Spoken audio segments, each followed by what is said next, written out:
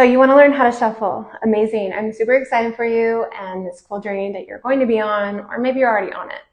No matter where you're at in this process, there's something that I want to talk to you about today that I think is really important and it's not talked about enough. And that is your physical fitness level and or physical readiness when it comes to life and shuffling.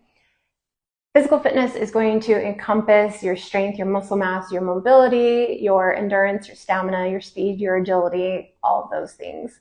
And so if you aren't working on those things by going to the gym and lifting weights and or doing things like running, getting on the elliptical, or any sort of cardiovascular activity, you're going to notice very quickly that shuffling is very hard because it's not just doing the movements, is being able to do those movements well, being strong, and doing it for more than 10 to 15 seconds.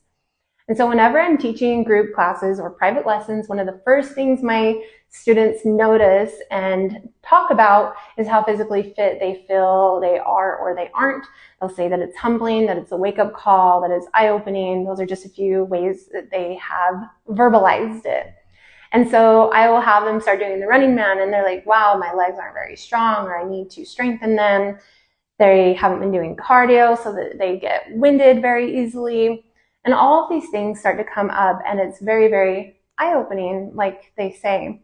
And so the thing that I wanted to mention today is how important it is to strength train and do cardio activity outside of shuffling. Because yes, when you're shuffling, you're going to get stronger, you're going to get more fit from shuffling, but you're only going to get to a certain level of that. And then there's certain things that need to come from your strength training and other cardio activity. So if you can do something like running, that's a good option because running is very similar to doing the running man. Although I feel like shuffling and doing the running man for a minute is a lot harder than running for a minute for me personally. And one of the things that I have my students do at some point in our lesson is I will turn on a song that is about 5 minutes long, and I will tell them the goal is to do the running man for 5 minutes straight without stopping.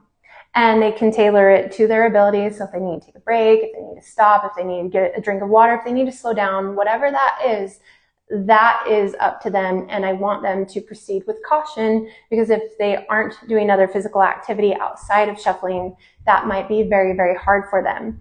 And that 5-minute workout that I have them do, again, is often very humbling in their opinion, because they realize how hard that actually is.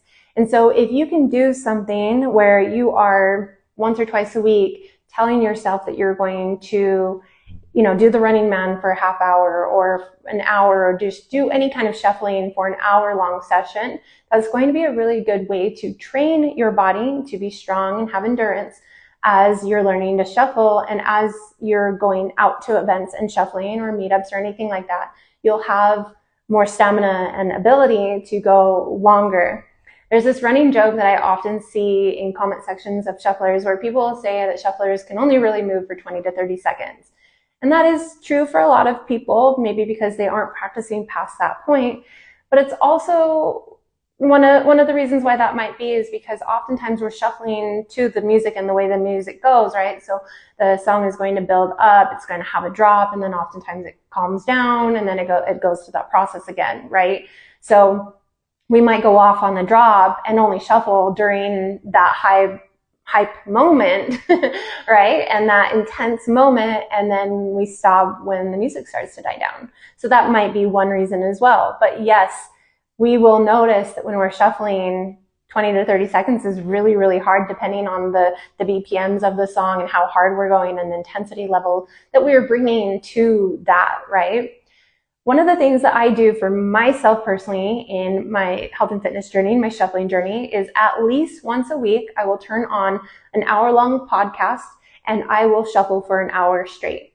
And I will usually use the podcast to kind of dictate my speed and my, whether or not I'm slowing down or stopping. If the music is going quicker, I'm going quicker. If it's going slower, I'm going slower. If the DJ starts talking in the podcast, I might stop and get a drink of water or something like that. But the goal is to do that. And you might start with 20 minutes and then 30 minutes, 45 minutes, an hour. And then sometimes you just get lost in it and you're going for an hour and a half to 2 hours just because you're having so much fun. It feels so good. So One of the recommendations that I have for you is to please get some sort of strength training program that encompasses, you're building muscle and getting stronger. Add in some cardio to that as well, and build in your shuffling sessions also. And I am a health and fitness coach, and if you need help with a program like that, I can certainly do that for you. I do that for myself. I do that for other students, and it's pretty cool. I'm really enjoying the ability to program for strength training and building muscle, and also programming for shufflers.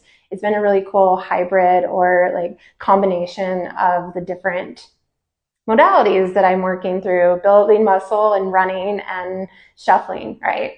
So if you need help with that, I can certainly help you with that. If not, there's a lot of really great strength training programs that you can find online.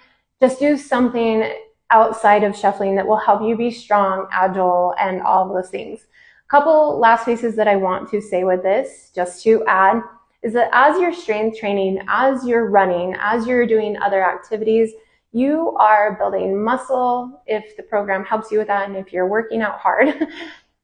You're not only building muscle, but you're going to improve your bone density, and improving your bone density is going to help prevent injuries, hopefully. You're strengthening your ligaments and your tendons and other fibers of your body and other things like that, right? So it's not just about getting stronger and building muscle. There's so many other systems working and getting stronger and more powerful as you're working on these things. So if you're doing strength training and plyometrics, you're running, those things are all going to help you in your shuffling journey. And I think that that is really important. So please don't neglect that part of your physical fitness and your shuffling journey.